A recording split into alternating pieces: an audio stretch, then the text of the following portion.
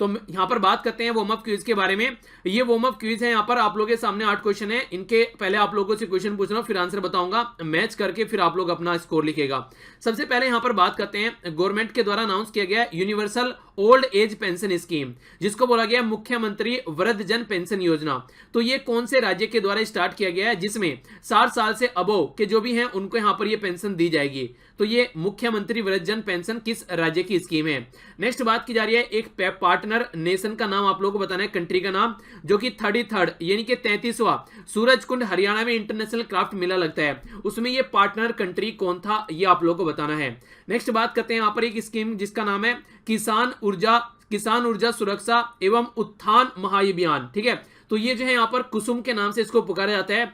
ये किस चीज में फोकस करती है, किसानों की, यानी कि किसानों को किस एरिया में फोकस हेल्प प्रोवाइड कराती है ये स्कीम, ये आप लोगों को बताना है। हिंदी में भी अगर पढ़ेंगे तो थोड़ा सा तो आप लोगों को ये आइडिया लगी जाएगा। ऊर्जा की बात की जा रही है तो इतना आइडिया दे देता हूं, बाकी आप लोग अपना खुद से गैस कीजिए। अभी आंसर बताऊंगा तब देख लेना। इंडिया की रैंक क्या है, अगर बात करें यहाँ पर डूइंग बिजनेस में, जो कि रिपोर्ट निकल कर आई है, साउथ एशियन कंट्री में हमारी रैंक क्या है, ये आप लोग को बताना है। 2014 में जो रैंक थी ये 6 थी, अभी क्या रैंक है ये बताइए।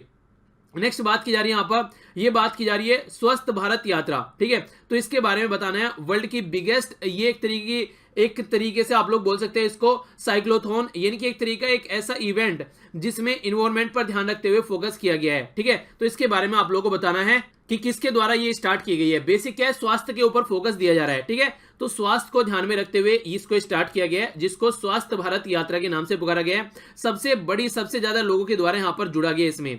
नेक्स्ट बात की जा रही है यूएसए के द्वारा यहाँ पर अभी जो यूएस मिलिट्री सपोर्ट की विड्रॉ कर लिया गया सऊदी अरेबिया के द्वारा, जो कि वॉर चल रही है सऊदी अरेबिया की एक पड़ोसी कंट्री के साथ में। तो यूएसए ने सपोर्ट करने से मना कर दिया था रिसेंटली अभी। तो कौन सी कंट्री के साथ में वॉर चल रही है, सऊदी अरेबिया की। मानस नेशनल पार्क के बारे में आप लोगों को बताना है, ये जो है एक तरीके का यहाँ पर ये प्रोजेक्ट टाइगर रिजर्व भी है, एलिफेंट रिजर्व है, आप लोगों को ये बताना है ये बायोस्फीयर रिजर्व भी है, ये कहां पर मिलता है, यानी कि कहां पर पड़ता है, ठीक है। साउथ अफ्रीकन अगर बात करें तो उनके द्वारा हमारी कंट्री में 26 जनवरी पर गांधी जी से रिलेटेड यहाँ पर उनका टैब्लो था, यानी कि जो उनकी झांकी थी वो गांधी जी से रिलेटेड थी। आप लोग को ये बताना है कि उसमें कौन सा इंसिडेंट गांधी जी का दिखाया गया था, गांधी जी की लाइफ का। क्वेश्चन क्यों इंपॉर्टेंट है, क्योंकि 150वीं बर्थ एनिवर्सरी गांधी जी की हम लोग सेलिब्रेट करने वाले हैं 2 अक्टूबर को, तो इसलिए ऐसे क्वेश्चन भी आप लोगों से पूछे जा सकते हैं। आप लोगों को पता होगा कि 26 जनवरी को अब की बार सिरिल रामपोसा, जो कि साउथ अफ्रीका के प्रेसिडेंट है, वो हमारी कंट्री के चीफ गेस्ट थे, तो इसीलिए आप लोगों से ये बातें पूछी जा सकती है। और ये नेल्सन मंडेला के बाद में सेकंड प्रेसिडेंट थे साउथ अफ्रीका के,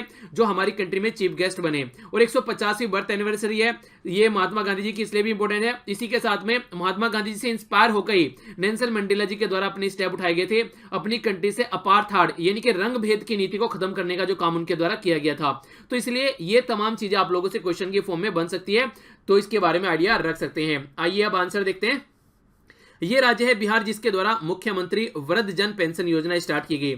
थाईलैंड है वो कंट्री जो पार्टनर राज्य था यहाँ पर हमारी कंट्री में सूरजकुंड इंटरनेशनल क्राफ्ट मेला में। नेक्स्ट बात की जा रही है सोलर एनर्जी से रिलेटेड है ये कुसुम स्कीम, जो कि बात करती है यहाँ पर सोलर पंप के बारे में। किसानों को सोलर पंप अगर प्रोवाइड करा जा रहे हैं तो इलेक्ट्रिसिटी के ऊपर उनको डिपेंडेंट रहने की जरूरत नहीं है।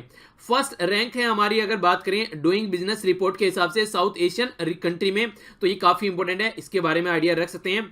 Food safety and standard authority of India, तो food safety and standard authority of India के द्वारा फोकस किया गया था कि किस तरीके से हम लोग लेकर चल सकते हैं all over world, all over India में, और खासकर एक तरीके से वर्ल्ड की बिगेस्ट चेन इसको बोला गया, ठीक है। तो किस तरीके से स्वास्थ्य के बारे में अवेयरनेस फैला सकते हैं, ऐसा आप लोग यहां पर बोल सकते हैं।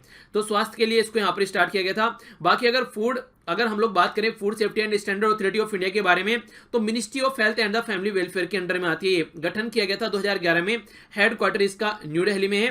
तो ये कुछ बातें इसके बारे में आप लोग आइडिया रख सकते हैं। और हमारी कंट्री में क्या कंडीशन रहनी है खाने पीने की, उसके ऊपर फोकस देकर चलती है। सऊदी अरेबिया की जो वार छिड़ी हुई है यमन के ऊपर, क्योंकि यमन में हुतई कम्युनिटी है जो कि सपोर्ट की जाती है ईरान के द्वारा। और पड़ोसी कौन है यहाँ पर, पड़ोसी हो गए यहाँ पर ये पड़ोसी बात की जा रही है ईरान के बारे में, एक बार यहां पर देख लीजिए, ये हो गया यहां पर यमन, ठीक है। तो यहां पर ये पड़ोसी है सऊदी अरेबिया का, हुती कम्युनिटी यहां पर सपोर्ट कर रही है ईरान की। तो इससे क्या होगा, अगर कोई इनस्टेबिलिटी यहां पर आती है सऊदी अरेबिया में, तो वो काफी ज्यादा प्रॉब्लमेटिक हो जाएगी, क्योंकि ईरान से काफी चिढ़ते हैं, आपस में दोनों की दुश्मनी रहती है काफी लंबे समय से। तो आइडिया रख सकते हैं। मानस नेशनल पार्क ये आप लोग को आसाम में देखने को मिलता है। जो यहाँ पर गांधी जी से रिलेटेड यहाँ पर जो इवेंट था, ये था यहाँ पर पीटर्सबर्ग। क्या था यहाँ पर महात्मा गांधी जी को ट्रेन से उतारकर बाहर फेंक दिया गया था, क्योंकि वो उस बोगी में सफर कर रहे थे जो कि रिजर्व बोगी थी। एक बेसिकली ये बोला जाता है कि वहां पर जो बोला जाता है कि हमारी जो खासकर जो ब्राउन कलर या फिर ब्लैक कलर के जो लोग थे, उनको अलाउ नहीं किया जाता था, तो इसलिए उनके पास टिकट होते होते भी उनको उतारकर फेंक दिया गया था। तो यही झांकी दिखाई गई साउथ अफ्रीका की हमारी कंट्री में, जो अभी रिसेंटली 26 जनवरी था, ठीक है। तो उसके बारे में आइडिया रख सकते हैं, ऐसे क्वेश्चन बन सकते हैं। तो आइए अब आगे चलते हैं। स्कोर जरूर लिखिएगा, देखिए शर्माना नहीं है, अगर एक भी क्वेश्चन सही नहीं है तो इसका मतलब काफी कुछ आप लोगों ने आज सीखा है। बी पॉजिटिव और अपना अच्छे से आगे बढ़िए। आगे चलते हैं। नेक्स्ट क्वेश्चन आप लोगों के सामने यहां पर बात कर रहा है India Russia strategic economic dialogue के बारे में। हम लोगों ने अभी पढ़ा था द हिंदू न्यूज़पेपर में इसके बारे में, तो इंपॉर्टेंट आप लोगों के सामने क्वेश्चन है। बात की जा रही है कि जो स्ट्रेटेजिक इंडिया रसिया जो यहाँ पर सेकंड जो यहाँ पर अभी डायलॉग देखने को मिला, ये डायलॉग अभी यहाँ पर हमारी कंट्री में हुआ, ठीक है ना। ये न्यू दिल्ली में आप लोगों को देखने को मिला और बोला जा रहा है कि इसका सेकंड एडिशन था, ठीक है। सेकंड स्टेटमेंट में बोला गया कि यहाँ पर इंडिया रसिया स्ट्रेटेजिक इकोनॉमिक जो डायलॉग है, ये यहाँ पर स्टेब्लिश किया गया था मिनिस्ट्री ऑफ एक्सटर्नल अफेयर के द्वारा। तो कौन सी स्टेटमेंट यहाँ पर करेक्ट है? ए में बोला गया ओनली वन, बी में बोला गया ओनली टू, सी में बोला गया both one and two, D में बोला गया बी में बोला गया नन ऑफ द अबव, यानी कि कोई सा भी नहीं है। तो सही आंसर कौन सा है इसका? सही आंसर है इसका ए। बाकी आप लोगों से डायरेक्ट भी पूछा जा सकता है कि India Russia strategic economic dialogue कहां पर हुआ, ये तो ये हुआ इंडिया में। फर्स्ट जो अभी यहां पर सेकंड डायलॉग हुआ, फर्स्ट के बारे में जान लेते हैं कुछ एक्स्ट्रा इन्फॉर्मेशन। सबसे पहले बात की जा रही है, जो ये एक डायलॉग था, ये एक तरीका बायलैटरल मेमोरेंडम अंडरस्टैंडिंग थी, यानी कि एक तरीका आप लोग एग्रीमेंट इसको बोल सकते हैं, जो नीति आयोग हमारी कंट्री का और मिनिस्ट्री ऑफ इकोनॉमिक डेवलपमेंट रसिया इसके बीच में देखने को मिला था। कब यहां पर इसके लिए एग्री हुए थे? ये 19th एडिशन था annual India Russia bilateral summit, जो कि 5 अक्टूबर 2018 में न्यू दिल्ली में हुई थी। उस टाइम पर बोला गया था कि कोई ऐसा डायलॉग होना चाहिए। तो उस टाइम पर यहां पर जो फर्स्ट डायलॉग हुआ था India Russia strategic economic dialogue, ये सेंट पीटर्सबर्ग रसिया में हुआ था, और अब सेकंड वाला 2019 में इंडिया में हो रहा है। और कब यहां पर इसके लिए बोला गया था? 19th एडिशन था एनुअल, जो इंडिया और रसिया की जो बायलैटरल समिट होती है उसका, जो न्यू दिल्ली में हो रही थी, उस टाइम पर बोला गया था कि ऐसा कोई डायलॉग होना चाहिए। तो कई सारी इंपॉर्टेंट पॉइंट आप लोग यहां से निकल जाते हैं। तो आंसर क्या हो गया? इसका आंसर हो गया। आगे चलते हैं। नेक्स्ट क्वेश्चन आप लोगों के सामने यहां पर बात कर रहा है उत्कर्ष के बारे में। उत्कर्ष ये बात की जा रही है 2020, ठीक है ना। तो 2020 तो यानी कि 22 यानी कि 2022 की बात की जा रही है। उत्कर्ष 2022 में यहां पर क्या बातें रिलेटेड है इससे, ये आप लोगों को बताना है।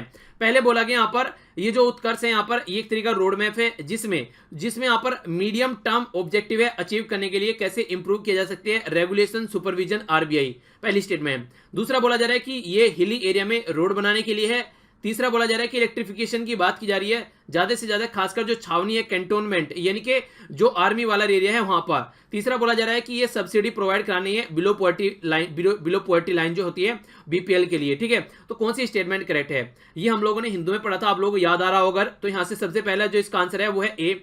ये किस तरीके से आरबीआई की सिचुएशन को सुधारा जा सकता है, खासकर रेगुलेशन सुपरविजन, और आप लोगों को बताइए हमारी कंट्री का सेंट्रल बैंक है, तो सब चीजों सब तरीके की एक्टिविटी से किस तरीके से ये सारे जो बैंक है उसको अपने हिसाब से चला सकता है, तो उसके ऊपर फोकस देने की बात की जा रही है। ये एक तरीके से इकोनॉमी की रीढ़ की हड्डी माना जाता है किसी कंट्री का सेंट्रल बैंक, तो उसी एरिया में काम करने की बात की जा रही है। तो उसको उत्कर्ष 2022 के नाम से रखा गया है, तो 2022, ठीक है। तो इसके बारे में आप लोग आइडिया रख सकते हैं, डायरेक्ट क्वेश्चन बन सकता है। आगे चलता हूं।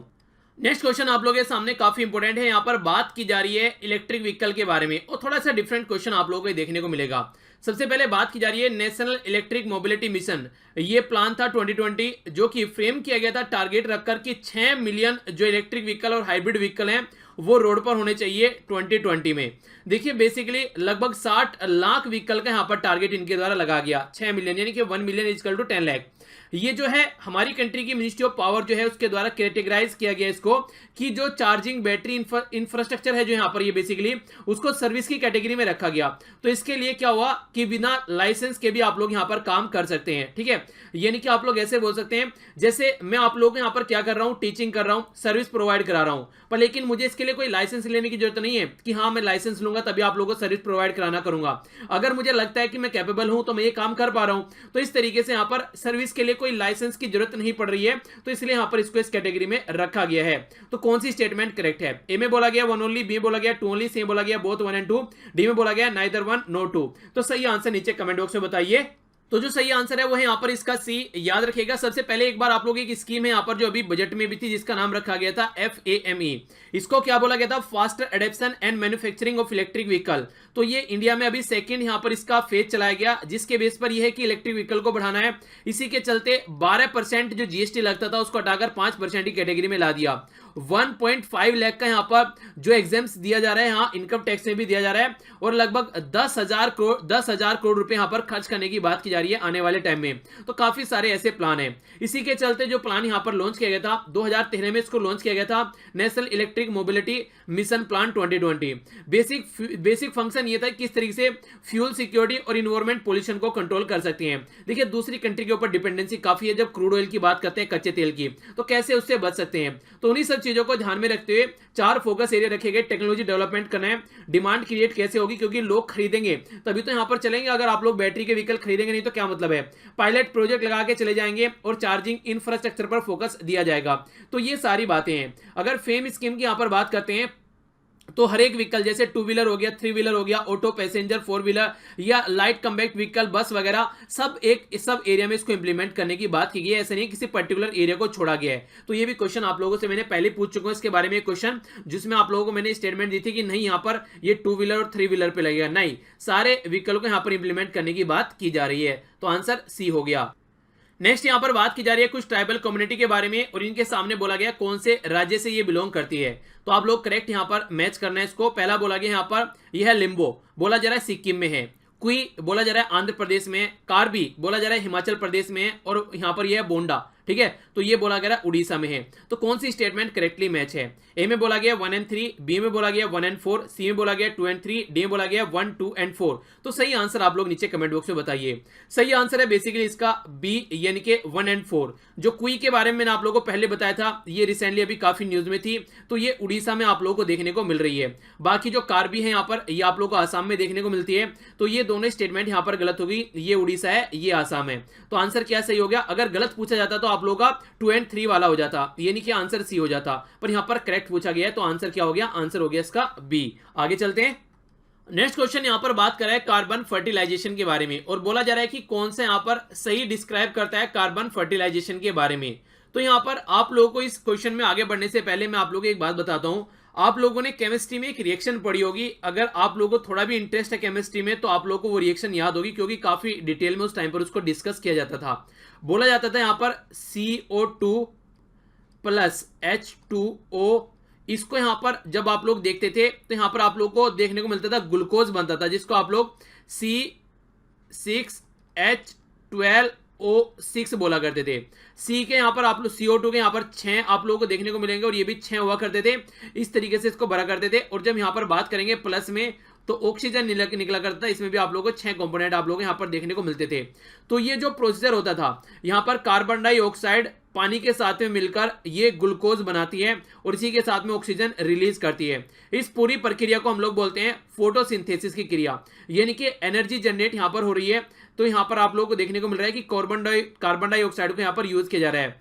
तो ये सही अगर बात करेंगे कार्बन फर्टिलाइजेशन से रिलेटेड, तो पहली स्टेटमेंट यहां पर करेक्ट आंसर है। रीजन क्या है? रीजन यहां पर यह है कि एक तरीके से जब कार्बन डाइऑक्साइड को यहां पर एब्जॉर्ब किया जाता है, तो तभी यहां पर प्रकाश संश्लेषण की जो क्रिया होती है वो एक तरीके से कंप्लीट होती है, और उसी में यहां पर जो ग्लूकोज निकलता है और ऑक्सीजन निकलती है। कई बार आप लोगों ने सुना होगा कि रात के टाइम पे आप लोगों को पेड़ के नीचे नहीं सोना चाहिए। उसका रीजन क्या है? उसका रीजन बेसिकली यही है, रात के टाइम पे होता क्या है, रात के टाइम पर जो यहां पर प्रकाश संश्लेषण की जो क्रिया है, यानी कि फोटोसिंथेसिस की जो रिएक्शन है, वो धीमी पड़ जाती है। तो इसकी वजह से जो कार्बन डाइऑक्साइड की जो खपत होती है वो कम पड़ जाती है, और वो कम पड़ जाती है तो कार्बन डाइऑक्साइड की क्वांटिटी काफी ज्यादा देखने को मिलती है।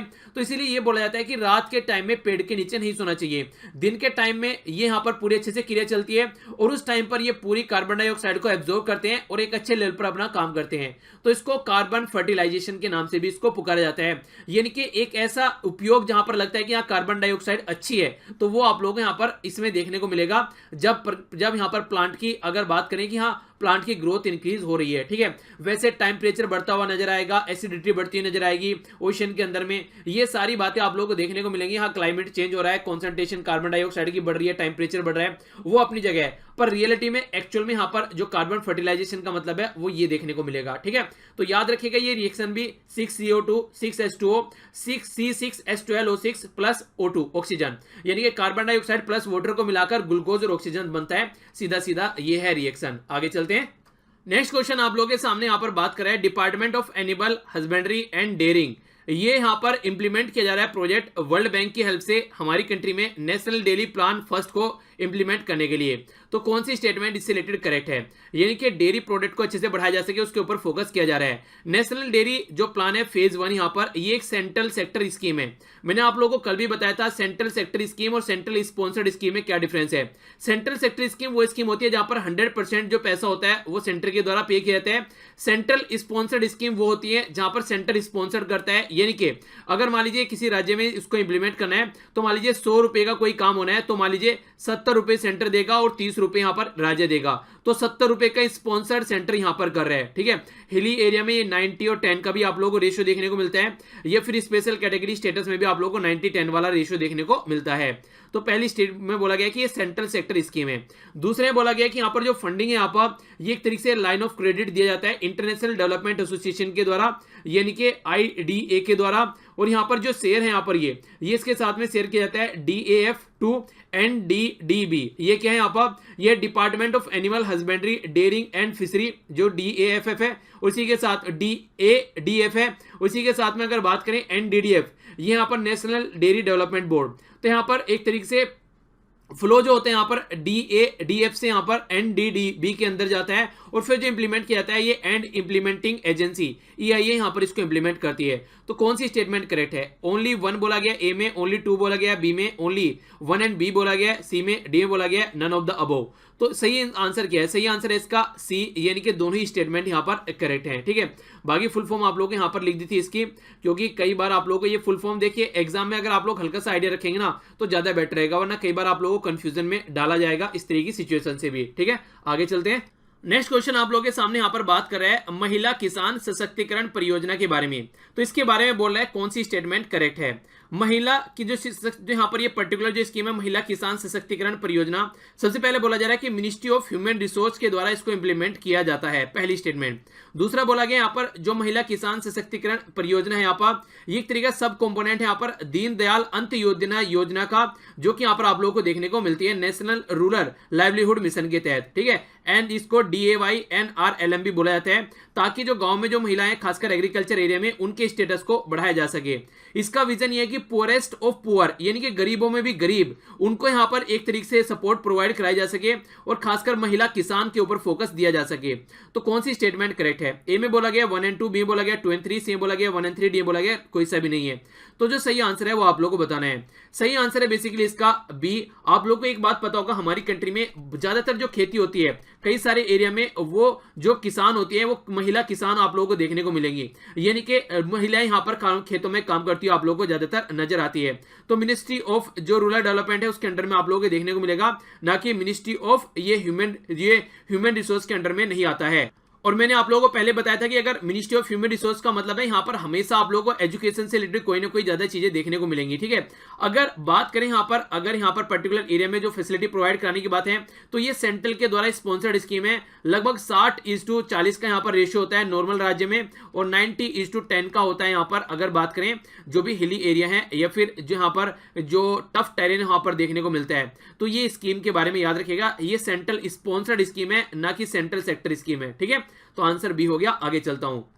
नेक्स्ट क्वेश्चन यहां पर बात की जा रही है, ये है यहां पर पोर्ट इंटीग्रिटी कैंपेन के बारे में। देखिए आप लोगों को मैंने बताया था हमारी कंट्री में जो कोस्टल एरिया है देखने को मिलेगा, टोटल 9 राज्य ऐसे हैं जो कि कोस्टल एरिया के साथ में कनेक्टेड है। यानी कि अगर आप लोग यहां पर देखेंगे ये कोस्टल एरिया को आप लोगों को 9 राज्य नजर आएंगे, जैसे गुजरात, महाराष्ट्र, गोवा, इसी के साथ में कर्नाटका, ये हो गया केरला, ठीक है, तमिलनाडु, ये टोटल राज्य आप लोगों को गुजरात हो गया, महाराष्ट्र, गोवा, कर्नाटक, केरला, ठीक है। बाकी यहाँ पर तमिलनाडु हो गया, आंध्र प्रदेश, उड़ीसा और ये हो गया वेस्ट बंगाल। तो ये टोटल कोस्टल एरिया है। तो इस तरीके से आप लोगों को टोटल 9 राज्य यहाँ पर देखने को मिल जाते हैं। तो कैसे इनके ऊपर फोकस देकर चलना है, तो ये एक बहुत बड़ा पोर्शन यहाँ पर रहता है। और कई सारे पोर्ट आप लोगों को यहाँ पर नजर आएंगे जिनको हिंदी में बंदरगाह कहते हैं।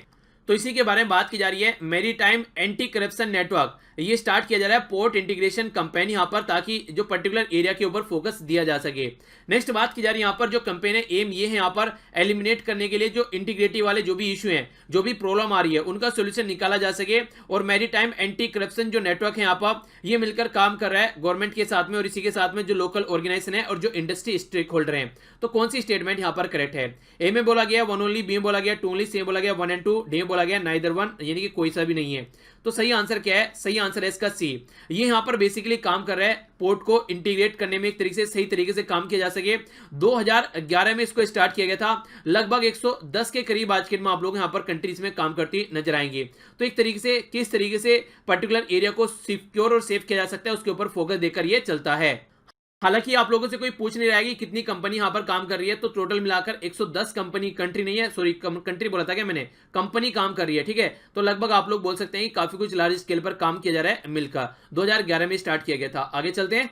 नेक्स्ट क्वेश्चन यहां पर बात कर रहा है जेनेटिकली मॉडिफाइड मस्टर्ड के बारे में। जीएम क्रॉप जो मस्टर्ड यानी कि सरसों है, उसके बारे में बात की जा रही है। तो कौन सी स्टेटमेंट करेक्ट है, ये आप लोगों से पूछा गया है। 2018 में यूपीएससी में ये क्वेश्चन पूछा जा चुका है। इस क्वेश्चन के बारे में बात करते हैं। सबसे पहले बात की जा रही है जो जीएम मस्टर्ड है, उसके बारे में बोला जा रहा है यहाँ पर जो जीन्स है सोइल बैक्टीरियम, ये एक तरीके से यहाँ पर जो पेस्ट रेजिस्टेंस के लिए वाइड वैरायटी से आप लोग यहाँ पर इनको देख सकते हैं, यानी कि एक तरीके से बहुत सारी वैरायटी के जो यहाँ पर पेट्स हैं उनके साथ में यहाँ पर लड़ा जा सकता है, ये पर्टिकुलर बात बोली गई है। दूसरा बोला गया है जीएम जो मस्टर्ड है यहाँ पर, ये अलाउ करती है क्रॉस पोलिनेशन के लिए, हाइब्रिडाइजेशन के लिए, यानी कि एक में से दूसरे जो पेड़ जो पौधा होता है इसका वैरायटी का, उसमें पोलिनाइजेशन यहाँ पर किया जा सकता है, परागकण जिसको आप लोग बोलते हैं, ठीक है। तीसरा बोला गया यहाँ पर ये ज्वाइंटली डेवलप किया गया है IARI और इसी के साथ में पंजाब जो एग्रीकल्चर यूनिवर्सिटी है उसके साथ में मिलकर। कौन सी स्टेटमेंट करेक्ट है? ए में बोला गया 1 and 3, बी में बोला गया 2 ओनली, सी में बोला गया 2 and 3, डी में बोला गया 1, 2 and 3। तो सही आंसर बताइए। सही आंसर है जो यहाँ पर ये इसका बी। ये जो वाइड वैरायटी बोल रखा है यहाँ पर ये गलत है, किसी पर्टिकुलर वैरायटी के लिए यहाँ पर ये देखने को मिलता है, पहली बात। दूसरी बात जो यहाँ पर बोला गया है ये सही स्टेटमेंट है, यहाँ पर ये क्रॉस पोलिनेशन और हाइब्रिडाइजेशन आप लोगों को देखने को मिलते हैं। तीसरा यहाँ पर जो पंजाब यूनिवर्सिटी का बात किया गया, नहीं ये दिल्ली यूनिवर्सिटी का काम है, यहाँ पर पंजाब यूनिवर्सिटी का काम नहीं है, ठीक है। तो ये आंसर क्या हो गया? आंसर हो गया इसका बी। नेक्स्ट क्वेश्चन आप लोगों के सामने यहाँ पर ये भी यूपीएससी में पूछा जा चुका है 2018 में, थोड़ा ध्यान से सुनिएगा। सबसे पहली स्टेटमेंट में यहां पर बोला गया है कि इंडिया 3rd लार्जेस्ट वर्ल्ड में मैन्युफैक्चर करता है सिलिकॉन वेफर्स, जो कि यहां पर फोटोवोल्टिक यूनिट में यूज किए जाते हैं, यानी कि जो भी सोलर पावर आप जो सोलर पैनल आप लोग लेकर आते हैं उसके लिए यहां पर ये बनाए जाते हैं। तो 3rd लार्जेस्ट है हमारी कंट्री मैन्युफैक्चर करने वाला। दूसरी स्टेटमेंट में बोला गया कि ये सोलर पावर जो टैरिफ है यहाँ पर जो भी शुल्क भुगतान यहाँ पर जो भी होना है ये डिटरमाइन किया जाता है solar energy corporation of India के द्वारा। कौन सी स्टेटमेंट करेक्ट है ये आप लोगों को बताना है। ए में बोला गया 1 ओनली, बी में बोला गया 2 ओनली, सी में बोला गया बोथ 1 and 2, डी में बोला गया नाइदर 1 नो 2। तो सही स्टेटमेंट नीचे कमेंट बॉक्स में बताइए। तो जो सही आंसर है इसका ये है डी। दोनों ही स्टेटमेंट गलत है। रीजन क्या है? 3rd लार्जेस्ट क्या है यहाँ पर कहीं हमारी पोजीशन ही नहीं है, क्योंकि ये सारी चीजें हम लोग बनी बनाई बाहर से खरीदते हैं, चाइना और यूरोप से हम लोग इंपोर्ट करते हैं। ये सारी चीजें बनी बनाई हम अपनी कंट्री में मैन्युफैक्चर इनको नहीं करते हैं। जो हम लोग सोलर पैनल में ये चीजें यूज करते हैं, असेंबल किया जाता है बस हमारी कंट्री में। पहली स्टेटमेंट गलत हो गई। दूसरी स्टेटमेंट में यहाँ पर बोला गया है कि ये जो है टैरिफ वगैरह जो डिसाइड करता है ये solar energy corporation of India decide करता है, नहीं ये सेंटर इलेक्ट्रिसिटी रेगुलेशन कमीशन है यहाँ पर, जो कि यहाँ पर इलेक्ट्रिसिटी एक्ट 2003 के हिसाब से यहाँ पर बनाया गया था, यानी कि एक स्टैट्यूटरी बॉडी है जो कि यहाँ पर ये काम करती है, पहली बात। दूसरी बात ये मिनिस्ट्री ऑफ पावर के अंडर में आती है, इसके बारे में आप लोग आइडिया रख सकते हैं। और ये जो है यहाँ पर बनाया तो इसको 1998 में गया था, लेकिन आगे चल के स्टैट्यूटरी स्टेटस भी यहाँ पर इसको दिया गया, ठीक है। तो इसके बारे में याद रखते हैं, मिनिस्ट्री ऑफ पावर के अंडर में आती है। ये क्वेश्चन आप लोगों से पूछा जा सकता है। तो की रेगुलेटर है ये हमारी कंट्री में, अगर आप लोगों से इसके बारे में कोई क्वेश्चन पूछे तो, ठीक है। तो इसके बारे में हल्का सा आइडिया आप लोग रखते हैं। तो दोनों ही स्टेटमेंट यहां पर गलत हो गई।